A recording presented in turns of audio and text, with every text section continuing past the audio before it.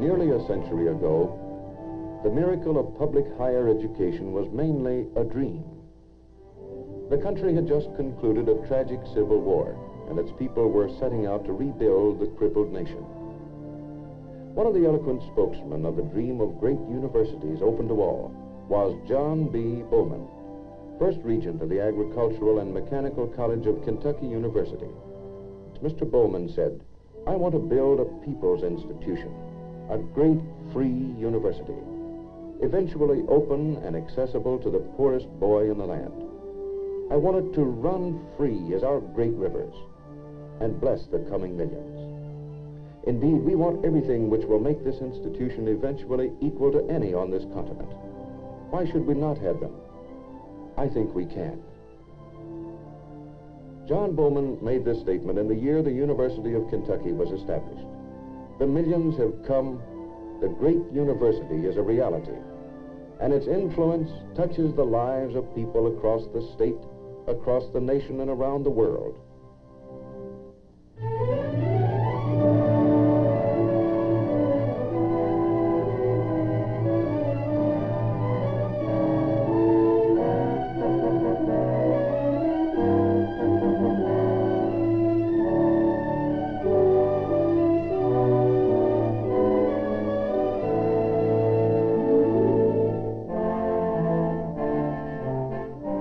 Classroom buildings,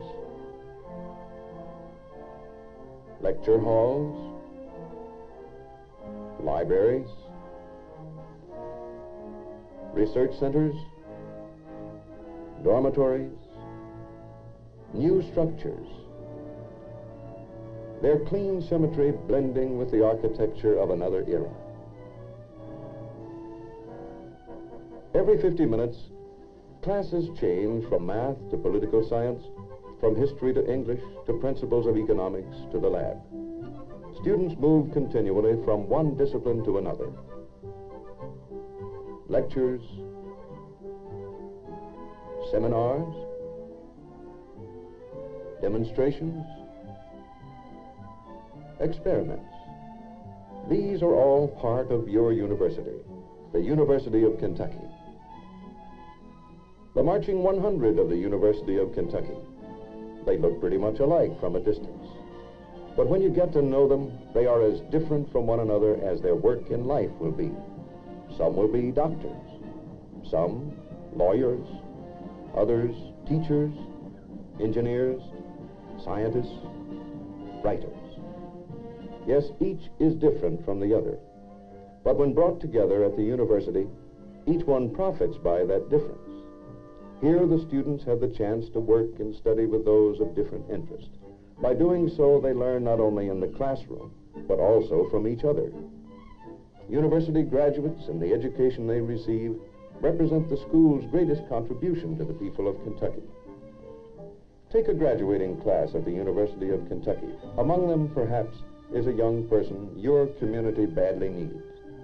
Over 1,000 graduates leave the University of Kentucky every year. A diploma alone does not gauge capacity. The young graduate is now prepared to grow and prove his worth to his community. The potential for growth and service is there, for behind every graduate is the University of Kentucky's reputation for quality education and increasing service to the people of Kentucky.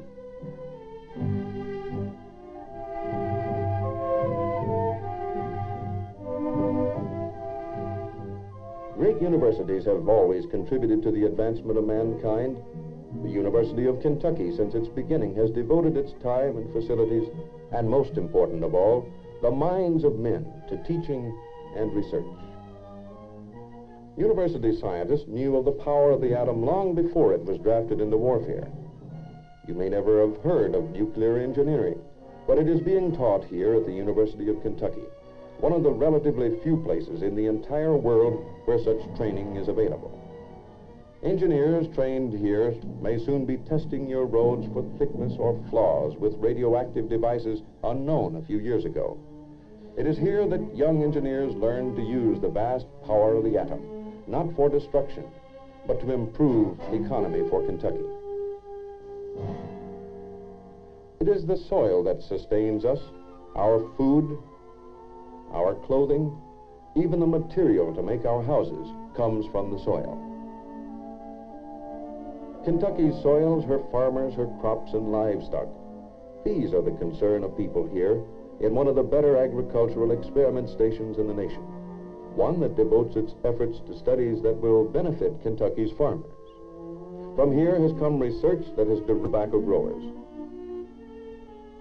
Every year, Kentucky's burley growers receive $80 million more for their crop than they would have made without research carried on by the university.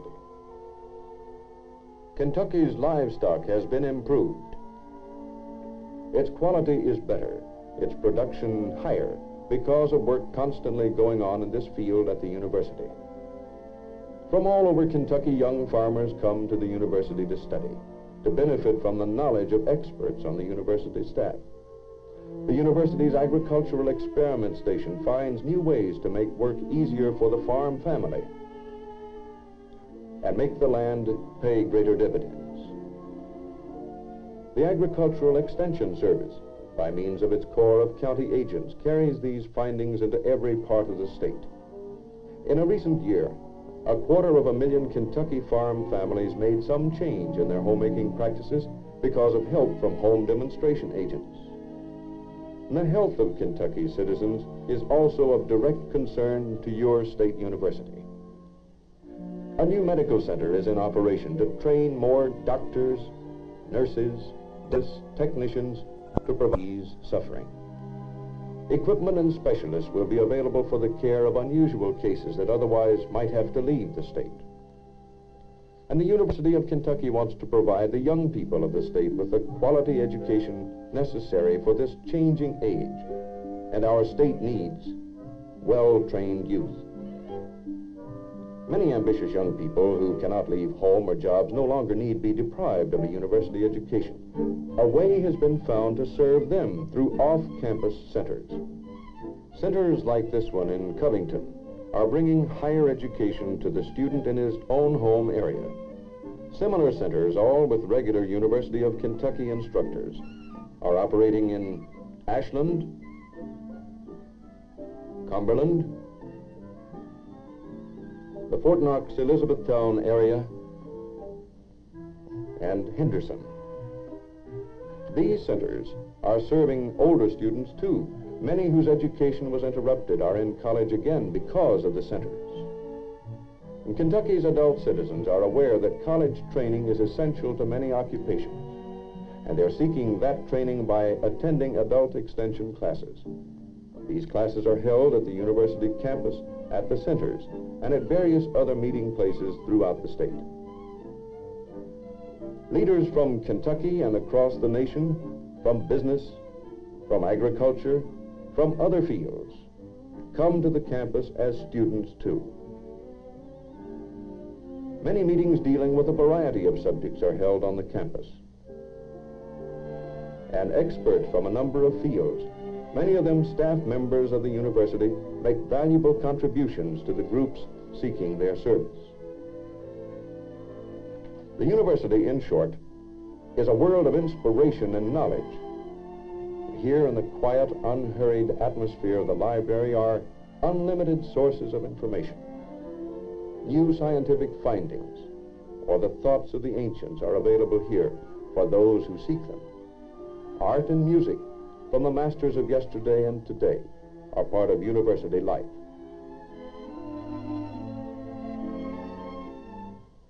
A few years ago, this great body of water was a meandering stream, going its own way, fed by its tributaries. And those same tributaries are feeding Kentucky Lake today, but our people are receiving vastly more benefit from them since they were brought together to meet certain needs, navigation, and flood control, at the same time providing power for home and industry. And the University of Kentucky also is a place fed from many sources and serving many purposes.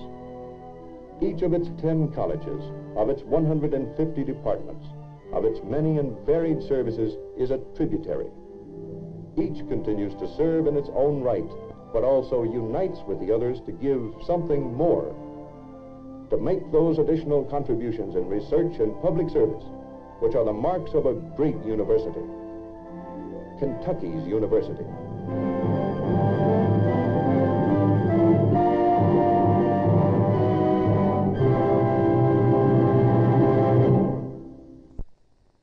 Now, here is the president of the University of Kentucky, Dr. Frank G. Dickey, who will present some of the needs and services of your state university. During the next several years, the University of Kentucky, like most institutions of higher education, is going to experience the most rapid growth in its entire history.